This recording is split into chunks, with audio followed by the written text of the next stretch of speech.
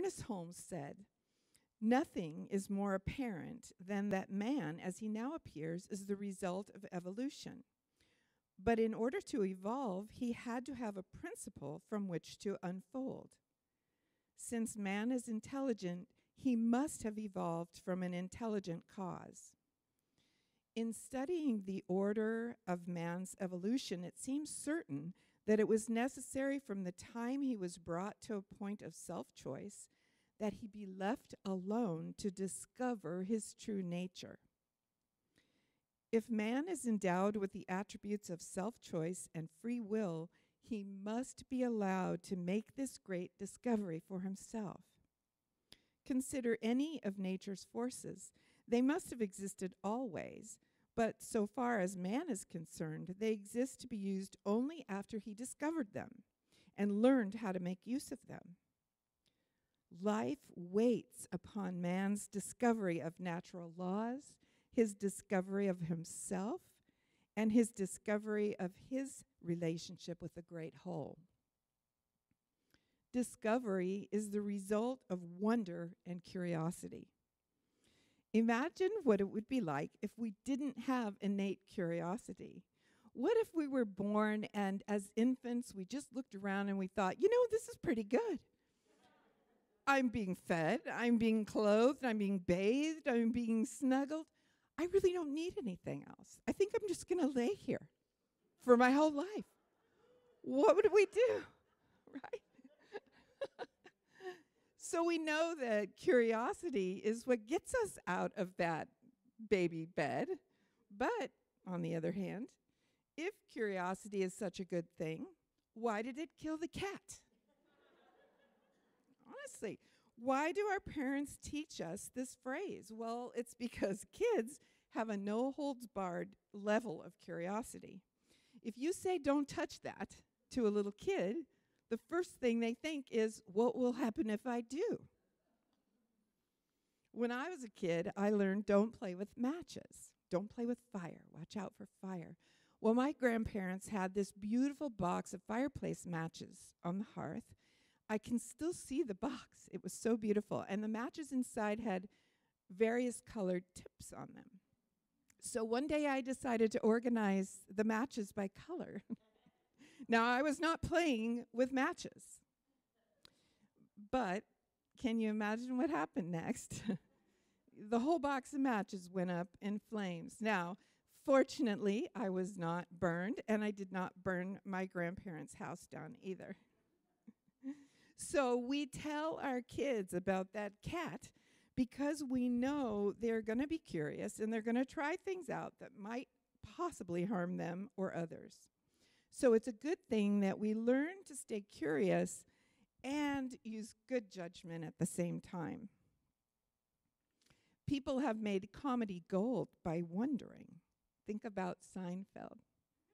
I thought about Gallagher. He's the guy who's famous for smashing watermelons, but he also was a very big wonderer of things. He said, "Why are they called apartments when they're all stuck together?" Right? If pro is the opposite of con, then is progress the opposite of Congress?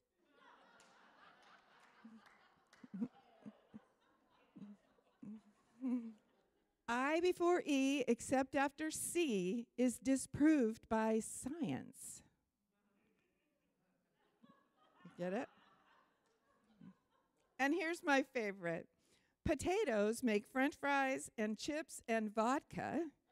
It's like the other vegetables aren't even trying.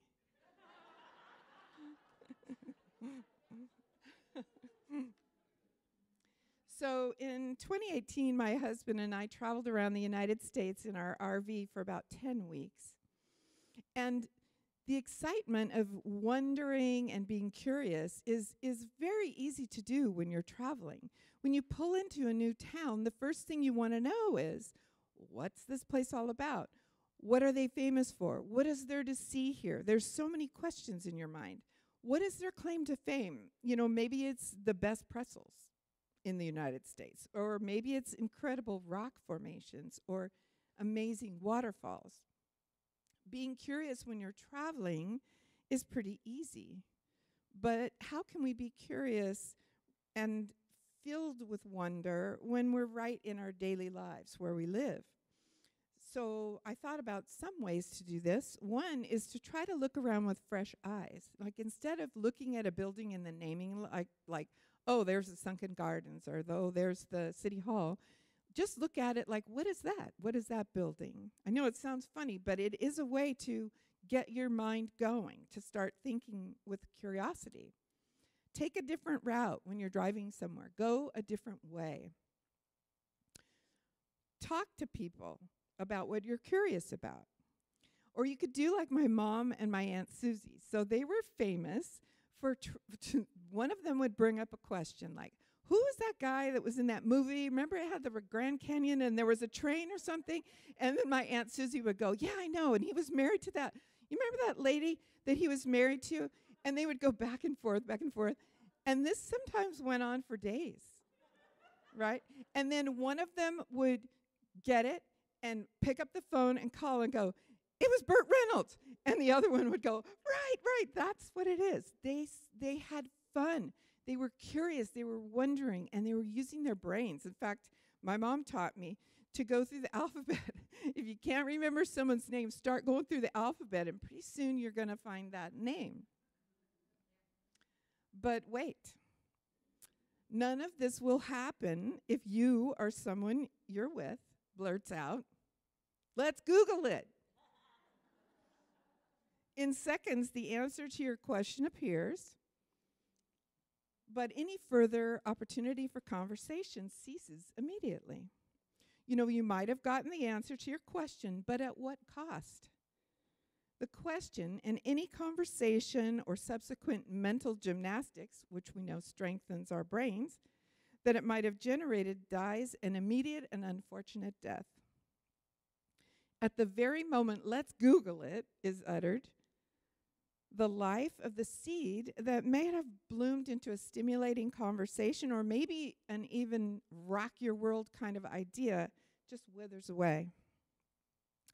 Now, I know about this from talking to my sister Ann, who lives in Texas. She's an English teacher in Texas, and she told me that when she assigns a book and the class reads the book, she'll be in class with maybe 30 kids, and she'll say, so, why do you think the main character in the story only picked blue flowers?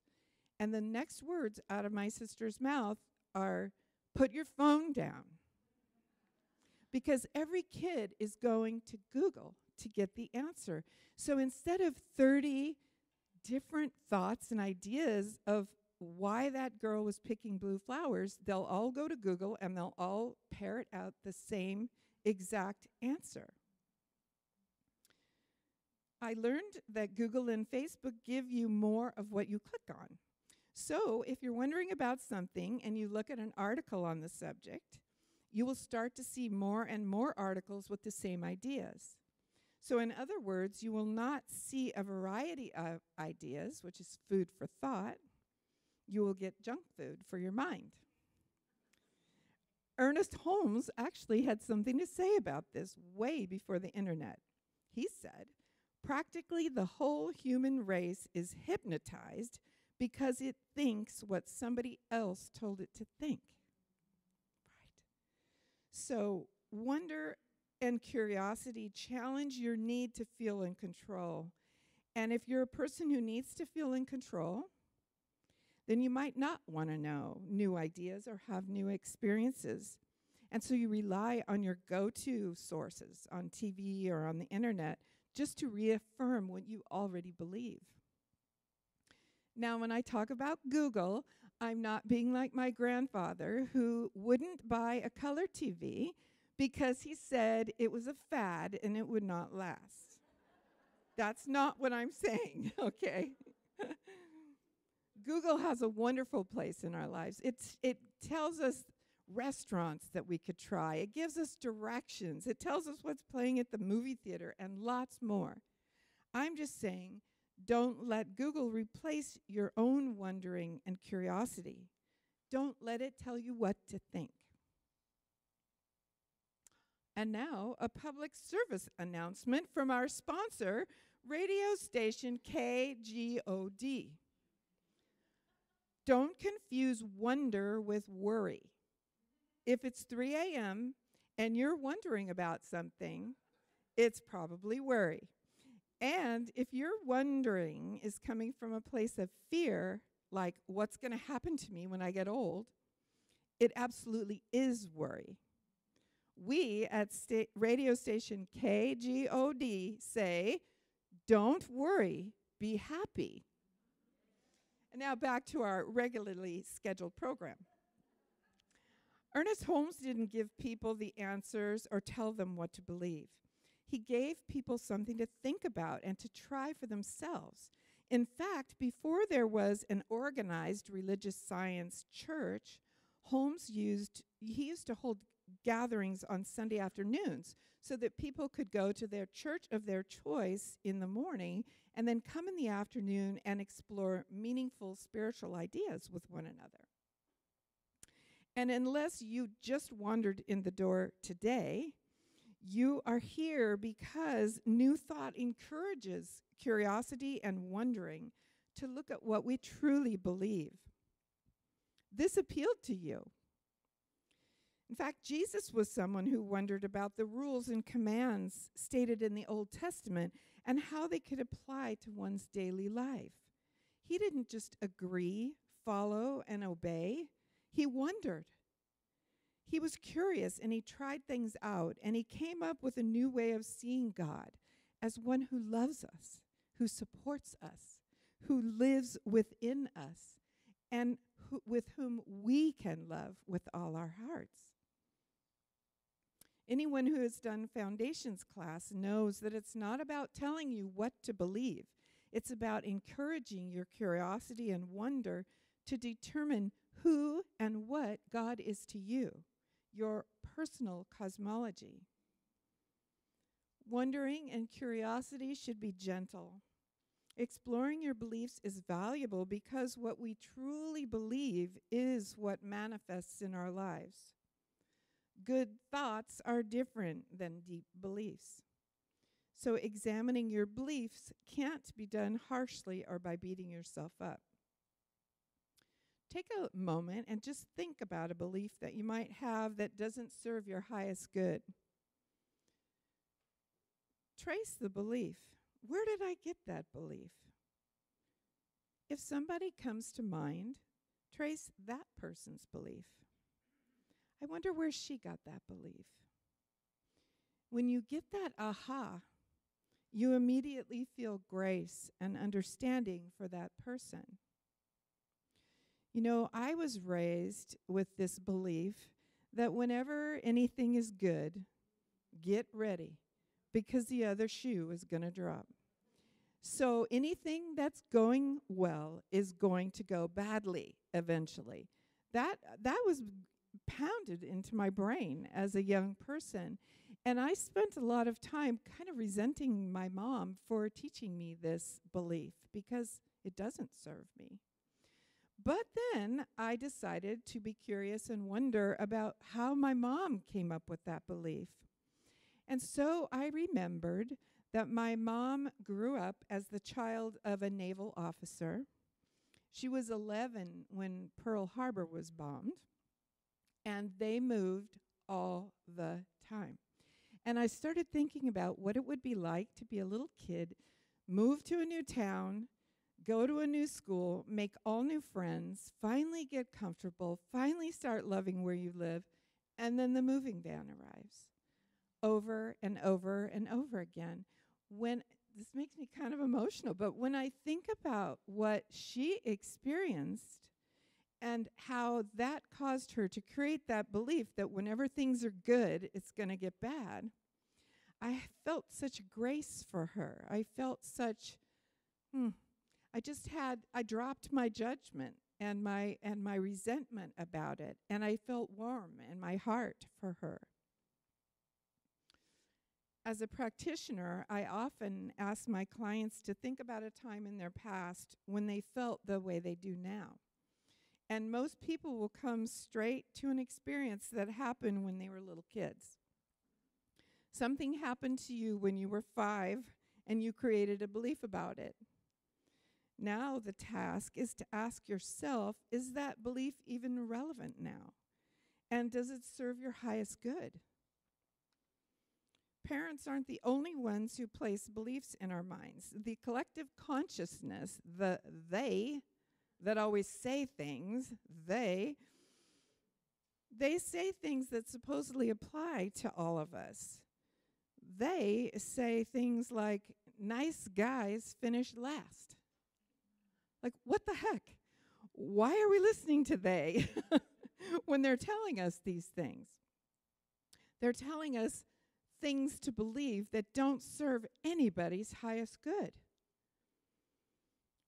So today, many of you are picking up your jar of spiritual inspirations. This is a canning jar filled with little strips of paper that are spiritual quotes, spiritually inspiring quotes. And these 50 quotes are giving us the opportunity to wonder and be curious about our beliefs. When you pull out one of the quotes and read it, listen for a voice that might say, sounds good, but, well, I'm too old, I'm too sick, I'm too broke, this doesn't apply to me. When you hear that voice, ask yourself, where did this belief come from? Does this belief serve my highest good? What else is possible? Look at the quotes as food for thought. What does food do? Well, it nourishes and it transforms into energy. Use these quotes as an opportunity to wonder about what they mean, to spark curiosity and further learning. What does this quote mean to me and my life right now? Is there more for me to learn from this author? You are here because you are up for this challenge. And as I'm about to conclude, I'll invite the band to come up if they'd like to settle in. I have a quote from Stephen Hawking. You know, Stephen Hawking shows up in my talks quite often, and yet he's really not in my life very much. But Stephen Hawking says, remember to look up at the stars and not down at your feet. Try to make sense of what you see and wonder about what makes the universe exist. Be curious. And however difficult life might seem, there's always something you can do and succeed at. God gave us curiosity so that we could evolve, and not just us individually, but for all of humanity to evolve. Use that curiosity and go out there and evolve. Your evolution is bringing all of us closer to knowing our oneness with one another and our Creator.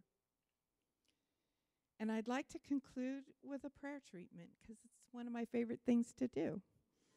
So if y'all would like to just close your eyes for a moment and let's just take a couple of breaths, breathing in and out. And let's have another one in and out. I know that mind, that power, that presence, that Creator is present right here in this place, right here and right now, and is present within each and every person. I know that power and that presence placed within me curiosity and wonder. It is an essential aspect of my being, and just as that is true for me, that is true for every single person. The wonder and the curiosity and the seed of evolution exists and lives within each and every person. Perfect health awaits our discovery. Perfect peace awaits our discovery. Perfect love awaits our discovery. And I give thanks for the discovery that is happening right here and right now. I declare that each person who can hear my words is sparked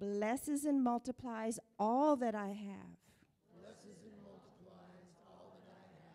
all that I give, and all that I receive. Joyously I give, and joyfully I receive. And so it is.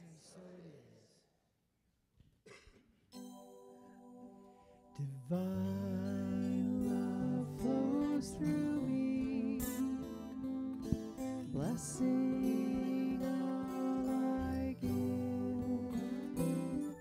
Divine love flows through me, blessing all I give. Divine love flows through me, blessing all I give. Divine love flows through me, blessing all I give. Divine love flows through me, blessing all I give. All right. So I invite you to just close your eyes again if you're comfortable. Oh, just so grateful for the time that we have had together, for the message received, the music that filled us up. Grateful for the gifts and the bounty that have been shared here, knowing that these gifts go out into the world to bless and multiply and bless some more. And as we go about our week, we look with wonder and feel curiosity, and our world sparkles and is filled with like excitement, with anticipation. And that's it. Let's just go out and be happy. And so it is.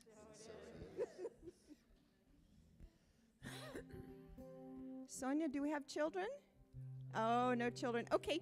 I invite you to stand where you are. We are not going to circle up. Oh, I'm sorry. Well, it has the... Oh, yes.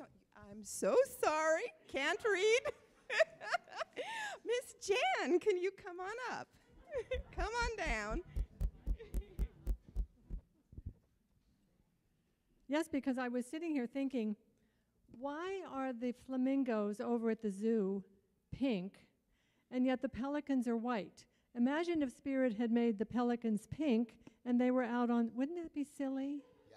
Awesome. See how organized Spirit is? I don't know, I was just thinking about that. Oh, I forgot my announcements. Oh, I think I know what they are. Okay, so the jars are here. Now, there are 50 quotes in here, beautiful quotes. And what you do is you take one out each day and you read it, and you take it through the day with you. And at the end of the 50 days, you bring the jar back, and you can have whatever amount of money you would like to put in to thank this for this program. A few dollars or thousands of dollars, it's fine. No amount is too large. No amount. So if you have not signed up for a jar, we have a few extra ones back there. So be sure and see me afterwards. The guide for spiritual living, which is $6, is available. This has some beautiful things this month. It's finding God in the mundane, breathe in the creative process, hack your habits, and yoga, the practice of quieting the mind. So those are $6. And then the Ordinary Wonder, which is our book of the month, is $20. And there's 3 back there. And then, of course, on Wednesday, Reverend Elizabeth will have her midweek spiritual pickup, and the email comes out on Tuesdays. And I know there was one other thing on there. No, I'm not going to do that. I'm going to Google it. That's right. I remember. So last year, if you consciously gave or tithed over $260 to Awakening Ways, then you will have a letter to take to your tax people, and those letters will be here next Sunday. And if you're not here next Sunday, then we will mail them to you. So just know that those letters are coming. And I think that is the end of the announcements. And now, Linda. Thank you. Okay, now we can stand up and look around. And we're going to do, or I'm going to do, the benediction, and then we'll do the call and response. So if you're comfy, you can close your eyes, and I'll do a benediction. Won't you know with me that you are never alone, that God is right where you are, right now and always, and all that we ever need to do is turn within. It is here we will find we are guided, sustained, directed, and inspired by a source that knows only good. Joyously let us make use of these gifts in all that we think, in all that we say, and in all that we do. So, you can open your eyes now. Please repeat after me. Something wonderful is happening now as me, right now. Something wonderful is happening as me right now. It is this thing called life. It is this thing called life. Life is in my mind. Life is in my mind. Life is in my body.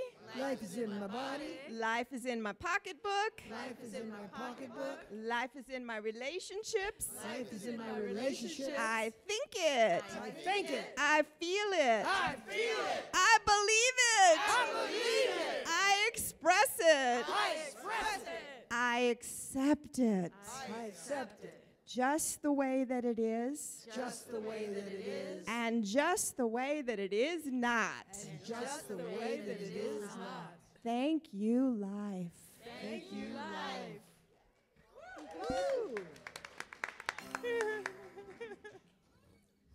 May I be filled With loving kindness, may I be well, may I be peaceful and at ease, and may I be happy, may you be filled with loving kindness, may you be well, may you be peaceful and at ease, and may you be happy.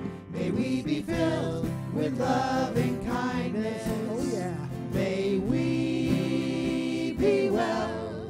May we be peaceful and at ease.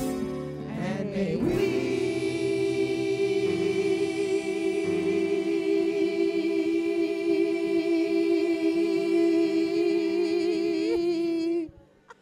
be happy.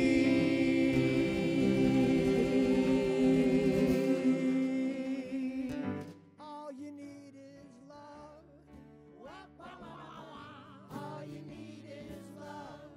All you need is love. Love.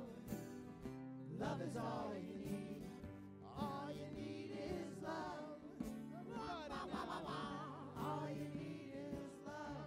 Everybody. All you need is love. Love. Love is all you need. Love is all you need. Love is all you need. Love is all you need. Love is all you need. Love is all you need. Love is all you need. Love is all you need. Love is all you need. Love is all you need. Love is all you need. Love is all you need. Love is all you need. Love is all you need. Love is all you need. Love is all you Love is all. Yeah, yeah, yeah. She loves you, yeah, yeah, yeah. Love is She all. loves Love is you,